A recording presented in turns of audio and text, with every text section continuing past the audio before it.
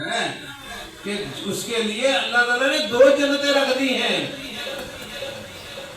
ملاوٹ کا موقع ملتا ہے، اگر ڈر جاتا ہے ملاوٹ نہیں کرتا ہے تو ایمان مکمل ہوتا ہے یا نہیں ہوتا.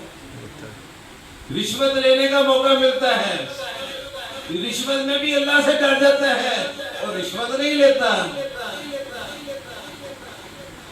کیا وہ بندہ کامیاب نہیں ہوگا؟ دھوکہ دینے کا موقع ملتا ہے، اللہ تعالیٰ کی ذات کا ڈر اسے دھوکے سے بچاتا ہے. اس لیے تو کہا ہے بہترین لباس تقوی کا لباس ہے، بہترین لباس اللہ کے ڈر کا لباس ہے. ہم یہ لباس جو پہنتے ہیں یہ ہمارا پردہ ہے، یہ ہماری شخصیت کا نمائندگی کرتا ہے.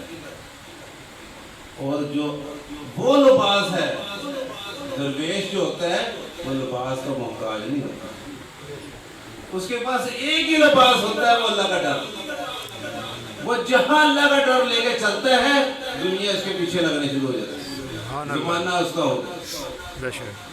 وہ کامیاب تبھی اللہ والے ہوتے ہیں نا کہ ان کے پاس اللہ کا ڈر ہوتا ہے.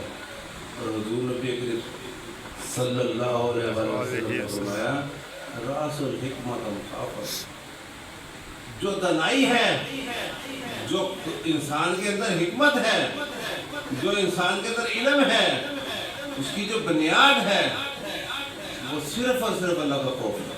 بے شک اگر اللہ کا خوف عالم کے پاس نہیں ہے وہ عالم نہیں ہے، جہل ہے. اگر اللہ کا خوف مومن کے پاس نہیں ہے وہ مومن نہیں، منافق ہے. اگر اللہ کا خوف، اللہ تعالیٰ کی ذات نے جہاں ایمان والے کا نام لیا فوراً تقوی کا اور اللہ پر ڈر کا نام دیا. یا ایھا الذین آمنوا اتقوا اللہ وکونوا مع الصادقین، اے ایمان والو تقوی اختیار کرو، سچوں کے ساتھ ہو.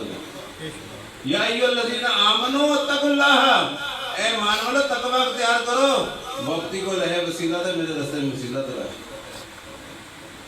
کہ اللہ تعالیٰ کی ذات نے انما یتقبل اللہ من المتقین، جو اللہ سے ڈرتے ہیں اللہ انہی کی قبول کرتا ہے.